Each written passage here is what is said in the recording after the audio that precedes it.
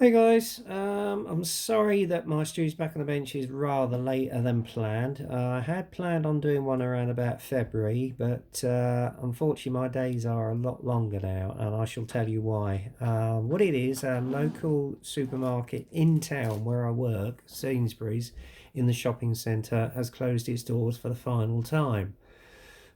So, needless to say, I'm now gonna have to go out of town to do my local shopping, which means it's adding on half an hour to my day, which means I'm roughly not getting home from work until 8 o'clock at night. Now, as you know, that gives you time to do your food and everything else, and then by the time that's done, it's too late to get on the bench. So, therefore, I didn't want to do a Stu's back on the bench around about February and not show you any progress because, to be honest with you, ever since this has kicked off, I'm getting very even less time on the bench now, so it's actually put me behind. So for that I do apologise. Also, I'm going to have a little rant. Reason this is because of this current crisis with the coronavirus that we're all hearing about. And what really angers me is all these selfish people who are going into supermarkets and little stores, buying up all the top toilet rolls, all the medical products, all the eggs, all the essentials, and not leaving it for the likes of us who buy sensibly. People, just bloody well stop. It is ridiculous behaviour. You're panicking. You need to listen to the scientists and look at the analysis of basically how this virus is affecting us. It's not as bad as you are making it out to be. We're not going. It's the world's not bloody well ending. We've had viruses like this before and got over it. All right. Now, I'm not saying it's not serious, but I'm saying what we should do is remain calm, listen to the scientists and what they're advising us, not go out panic buying and leave nothing for the rest of us. Because at times like this, you've got to think of your fellow man, woman, child, and those who are elderly or infirm. Because it's them through this selfish behaviour that who are suffering, and it's not fair on them. Okay. Um, I mean, by the summer, hopefully this would have all blown over. In fact, as far as I know, the cases in China with coronavirus are starting to decrease now. It's starting to have run its course. Its course, and it's coming to an end. So, it's not good, admittedly, at what's going on, but let's all remain calm, be sensible, and just carry on as normal. Okay? So there you go, rant over. Anyway, moving on. As I say, I'm sorry it's so late, but as you can see here, this is my first final reveal of the year 2020, and it is the completed reveal 1/400th USS Dallas. And judging by all your responses on my post on Facebook, thank you ever so much. It's been an absolute humbling experience. I mean, the only reason I built this was just basically an exercise in weathering on how to do tonal variations, etc. And the net result is it's come out an absolute dream. Now, admittedly, I've had one or two hiccups with the paint scheme, paint coming off, etc. And I had to revise that, obviously, because this time I used the Tamiya Whole Red. Again, I basically sprayed it over with Tamiya Black, masked off the relevant deck area and the front of the actual sub, and then sprayed on some more Tamiya Black with a little hint of white, just to give it that little tonal variation. Once that was done, I basically then put down the decals, which went down brilliantly, and then clear coated it again, and then added a matte Galeria coat, which actually gave off the tonal variation extremely well. And then the final thing was the weathering process to give it that salt water effect, so it's been washed and weathered out in the various seas with MIG's acrylic rain effects, and using a little bit of odorless spirits. So net result, as you can see here, is beautifully done. Now with the periscopes, I actually built them, believe it or not, if I can find them, with cocktail sticks. And then just basically in the front periscope used a little bit of sprue, which I cut off, glued it on with a bit of super glue, and then painted the relevant conning towers as it is, and it came out a dream. It really did. It's a superb little kit now, and will, once I've got the Typhoon class done, it will sit alongside that and look fantastic, because basically I'm trying to do a Hunt for Red October build set. So yeah, she's come out an absolute dream. And again, guys, thank you all very much for your compliments. I was absolutely flabbergasted, to be honest with you. So again, thank you very much. So that is my first completed build done and out of the way. Anyway, moving on. I'm just going to put that on the corner for now whilst I do the run of this update. The current projects that I'm doing, obviously we got the Panzer II, which I'm actually doing as a DAC vehicle, and it's the old venerable Tamiya kit. And since you last saw it, I've actually got on a little bit more done, as you can see here. We've actually got the detailed paintwork done on her, with the guns and the tools and the tyres, and also the spare tracks, which you can see, which I've done in a Tamiya dark iron, and added the stowage set, which I featured in my last update. The decals themselves I did the other night, and they bedded down beautifully. Now, admittedly, I was originally going to do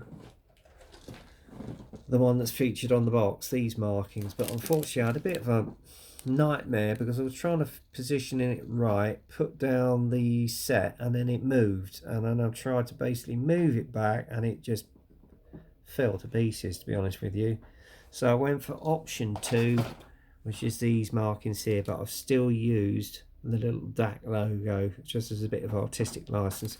Whether this had this on this particular vehicle or not, to be honest, I don't really care. I'm happy with it, and that's the main thing.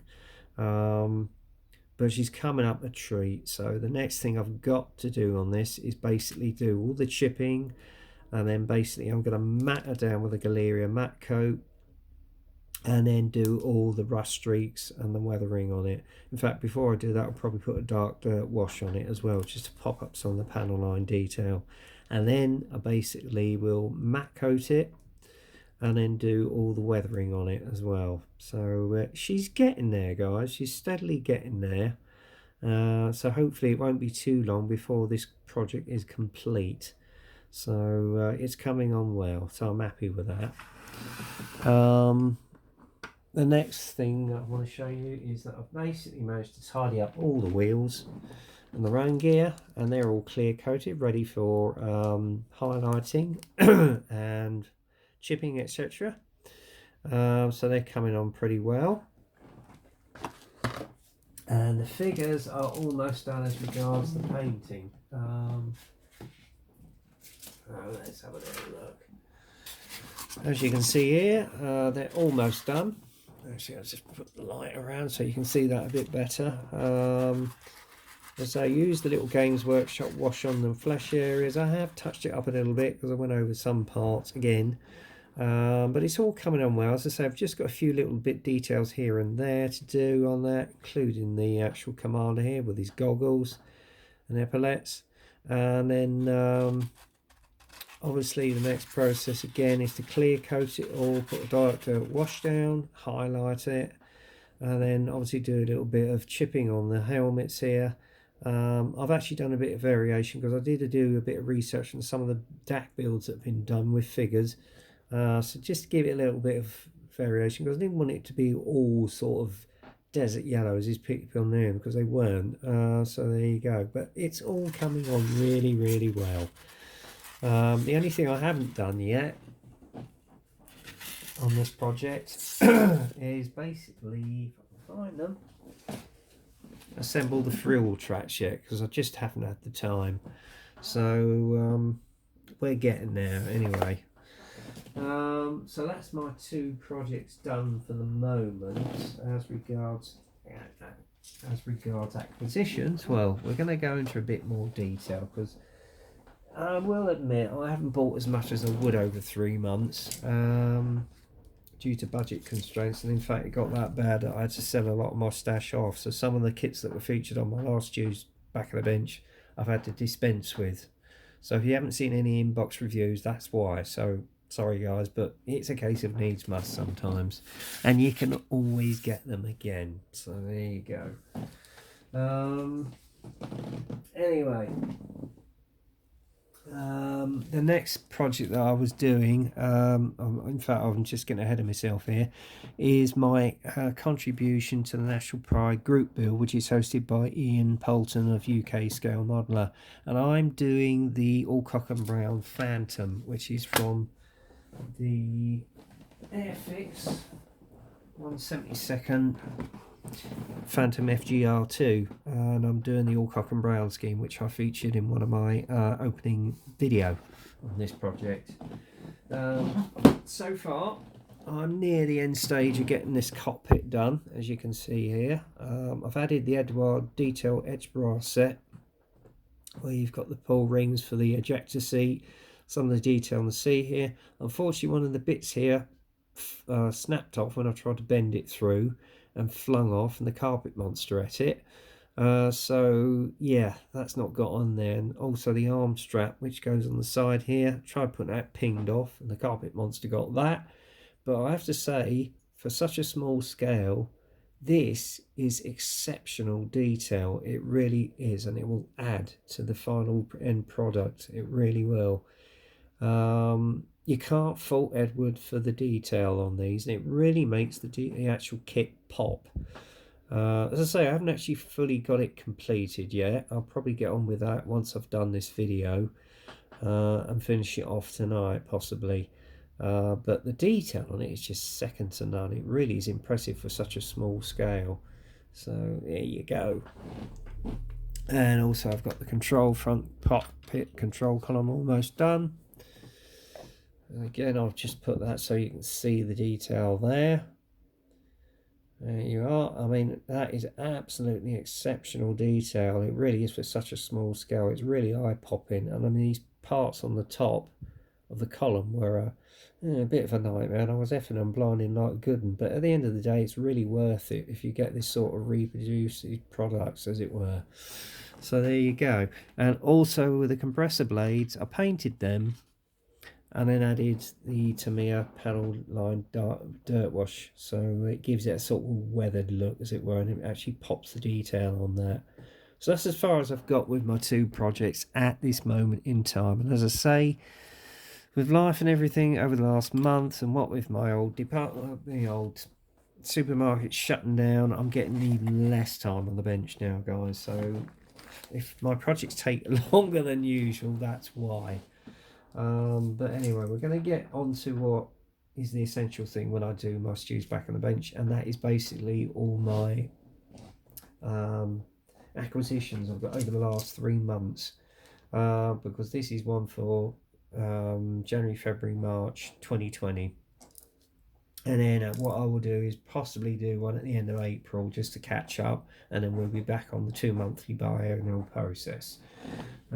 So basically the next thing I got in was a micro box drill set, which I've got for about £5 off eBay. I've got the actual drill bit here, as well as the actual drill sizes here, and I just need a 0.4, which I'm going to use to drill out the tracks for my throttles for my Panzer II. Next best thing I got, actually, which was a very cheap deal at my local pound store, is a set of shot glasses. Now I use these to mix me Tamiya and thin me Tamiya paints in, or any other brand of paint. So I was getting low, and I popped in, and I got 4 packs of 12, so that should keep me going for quite a while. So if you've got a pound store at your local area, just nip down there and get yourself some of these if you need something to mix your paints in. So there you go. And then I just got my supply of Ultimate Airbrush Thinner and Ultimate Airbrush Cleaner. Brilliant products. They will mix with most brands of paint. In fact, the guys at UMP sent me this paint chart this month along with it, just to show you the various mixing ratios you can do with the various brands of paint that you use for modelling. So thanks guys, appreciate that. There you go. What was the other thing I managed to get in? Oh yeah, I managed to get a second Edward set in for obviously my current National Pride group build, just to replace any parts that have pinged off and the carpet monster got. So that was another thing I got in. And then obviously moving on, we've got our kits that I managed to get over the last 3 months. First off is this Tamiya figure set, which I managed to get off eBay for about £7. It's a set of the US Infantry and European Theatre, and that will probably go with a future Sherman build that I might well do. And as you can see here, this is basically what the figures look like when they're painted and made up. Really nice. That'll add to me figure stash. And the next item up is a little vintage kit, which again I got off eBay for a second to none price for about, what, 10 quid. The old Le Humbro de Havilland Vampire F Mark III, and it's actually in the markings of a squadron that my Uncle John served in when he did his national service, 112 Squadron. Mind you, when he was an ERC with them, he actually worked on Sunderland, so that was either before or when they got the Vampire, or after they got the Vampire in. But again, it's not a bad little kit, quite tiny, but the detail's pretty good, even if it is an old kit. That's that one. Oh, and I do apologise, I just knocked the camera over. Oh dear. Right, bear with me while I just adjust the camera. That was not meant to happen. In fact, I'm going to have to tighten the camera up a bit. So, bear with me a minute while I get my camera adjusted. I wasn't planning on this happening. There we go. We're back to normal again. Right. Sorry about that, guys. Anyway, moving on. Next one I got, which actually I got from a seller on Facebook, was this old Airfix Buccaneer S Mark 1. Kit itself is in very good nick, believe it or not. I don't know where she's had this stored, but it's, I mean, the box art is pretty well kept. I mean, you got a coffee stain on there, unfortunately. But the kit is complete, and the decals are in a very good state, believe it or not. In fact, if I open the box up,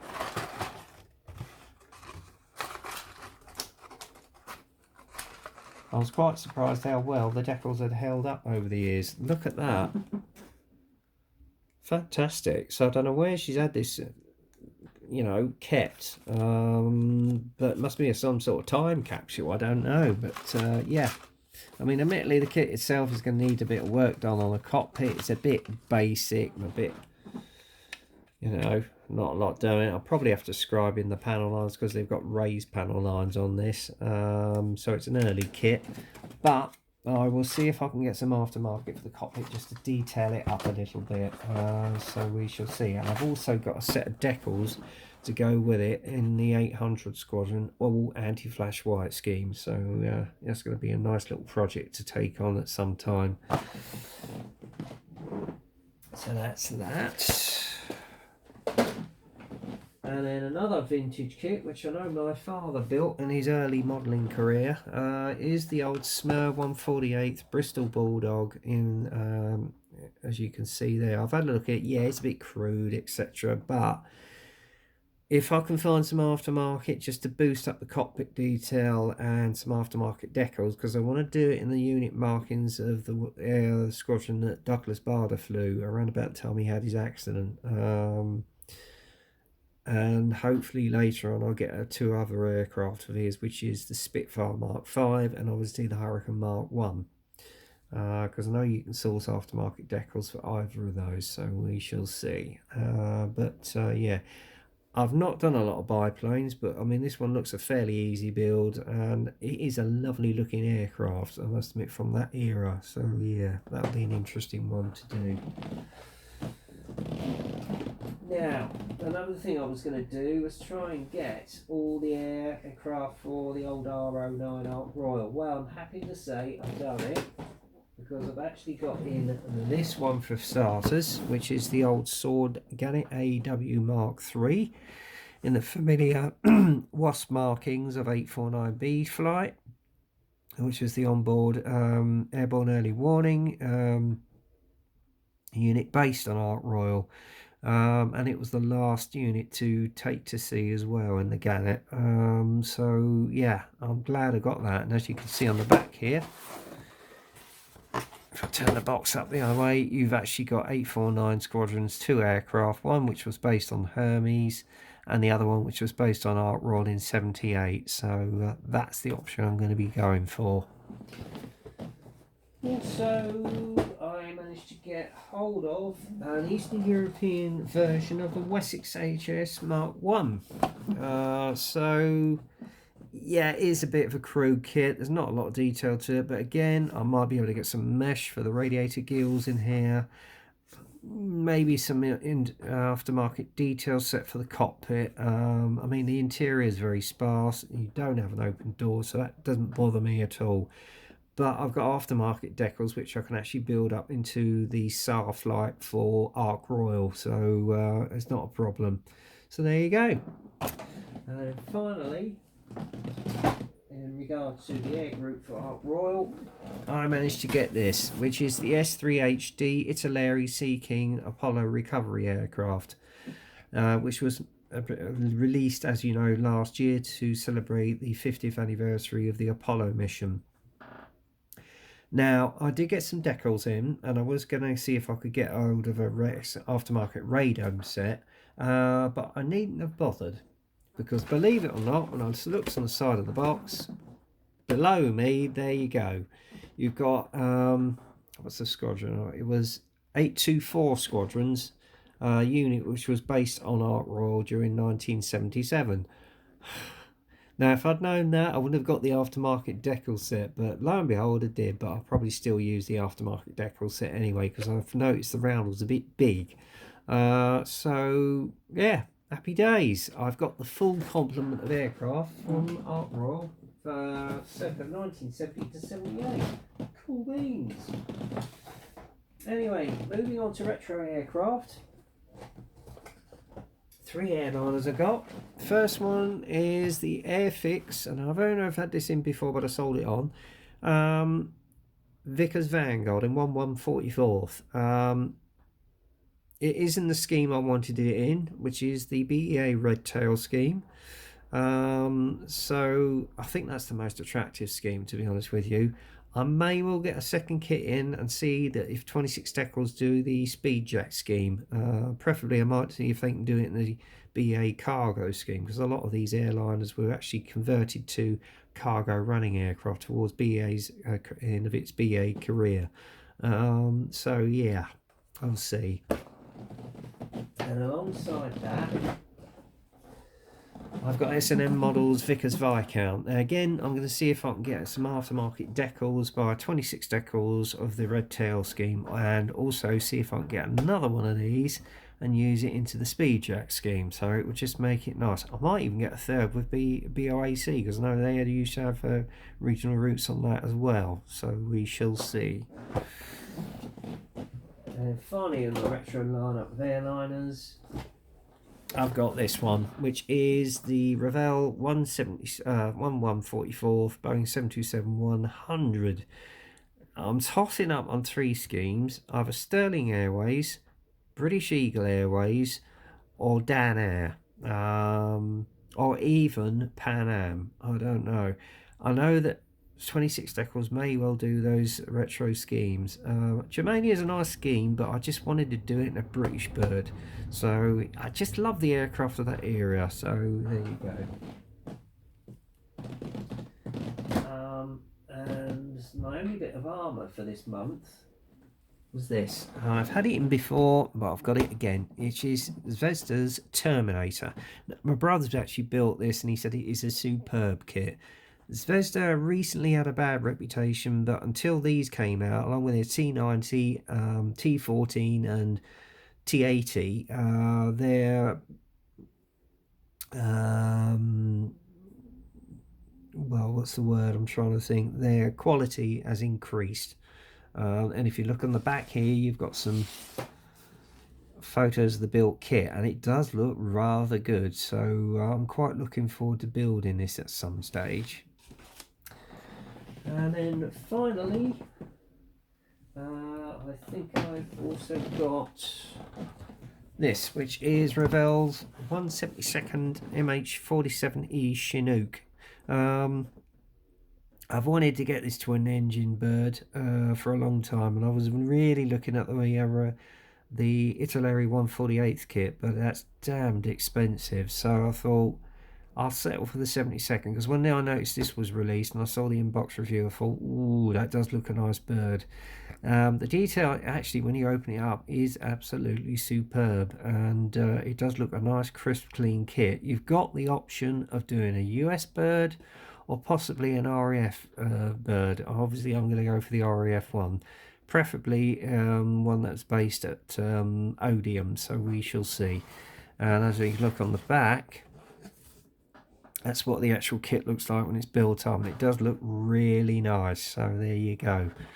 Other than that, that's basically it, I think, with regards to the kits. Oh no, there isn't. There's two more. One is a Mr. Kit Hawker Hunter F Mark 6. It is a bit crude. It does need a little bit of aftermarket to build it up, especially on the cockpit. So I might look at some aftermarket decals and see what I can build this version as. I think I might do it as a late 70s bird, preferably one that was maybe in the training role. I don't know. We shall see. And then finally, I basically got myself this, which again, it is a bit of a crude kit. It might be an old Nova or Frog reboxing. It's made by a company called Plastic, who are based in Poland. It's the Gloucester Javelin FAW Mark 7 stroke FAW Mark 9R. The panel lines are not bad on it, I must admit, but the cockpit is very sparse. So again, I may look into seeing if I can get some aftermarket for it. It's a classic fighter of a classic time, and I love it. So there you go. And that basically is the full amount I've actually got with regard to kits. Now, I've also got my monthly IPMS magazine, or biannual monthly one, because I'm a member of those. And inside, as I say, you've got various columns, one on the RF Trade Cadets glider, you've got the Meteor for the Greek Air Force, and this particular project, which does really catch my eye. It's actually a Thor missile site, which was built up by a modeller called Dave Smith. And he actually did it from the old Belcher kit of the old Thor missile. And also, I think it was MK Models, did all the fire tender vehicles and that. And the actual base, he scratch built himself. And it was basically to depict a scene at former RF Bomber Squadron's base, which was used as a Thor missile site, RF Brayton in East Yorkshire. So there you go. Very impressive indeed. And yeah, that's quite a bit of work gone into that. And again, there's a report on the IPMS Scale Model Show Bolton 2020. And I love this particular lineup of the TSR2s, the what if schemes. And that's what she would have looked like had she gone into service. Still an impressive bird. So there you go. What else have I got featured in here that took my eye? Oh yeah, the various Tucano schemes, obviously, because the Tucano retired latter part of last year, or was it this month or the month before? That's no longer being used as a frontline trainer. And that one, that looks superb. That's the old NMC Phantom. I think it was used as a weapons drone or something, I don't know. Lovely red scheme. What else have they got featured in here? Various dates of shows, another report of another show. This is the Mirage Sig, which I think, believe it or not, are based down the road from me in Bracknell, or the head person who runs it is. And then editor's choice photos. There's a little feature on armoured vehicles, as you can see there, and a little feature on Land Rovers, particularly as regards the Revell one. I was at 2 of the Italeri ones where you can do a conversion of them. I wouldn't mind getting the new Revell 124th one, and then there's a little tribute to Philip Ward Bratby Sam, who unfortunately passed away around about the 11th of January. So there you go. And there's a little bit about Rare Planes VAC forms, some superb builds there, and then kit reviews, etc. So there you go. So that's that really, guys. Not a lot more I can say. Oh, actually, there's one thing I did forget. Or did I just mention it? No, I didn't. Actually, I've got some Decal sets.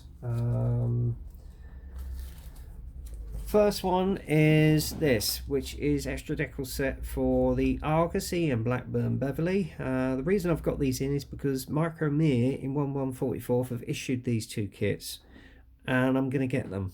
I've always liked the Beverley. Admittedly, it left service before I was only about a year old when they retired them. The Argosy slaved on to about 75, I think. And I do remember the Argosy. In fact, they had 1 or 2 at Farnborough, I think, which they were using for air testing. So I just love this scheme. I might get 2 of the Argosy, 1 in this scheme, and then they do it in a desert scheme, which was the last scheme it was in. So yeah, they're on my shopping list, let's just put it like that. The next one is obviously for the Buccaneer that I just mentioned, is this one. It's from Model Art, and it's detail set 004, which is for Hawk and Siddeley Buccaneer S1s of 700Z, 800 and 809 squadrons. As you can see here, you got the 2-tone dark sea grey and white, which was based on Eagle, and then obviously you got this one, which was based at Lossiemouth in the anti-flash white scheme, which I am going to go for. I think it just looks so gracious in all that white. It really shows off the lines of the Buccaneer. So there you go. And then finally, we've got these 2. I've just got a set of letters, in fact 3, set of letters, which I will probably use for my SAR Wessex, and it's all in white. And the Model Art set for all the Sea King HS2s of the Ron AV in the overall blue-grey scheme.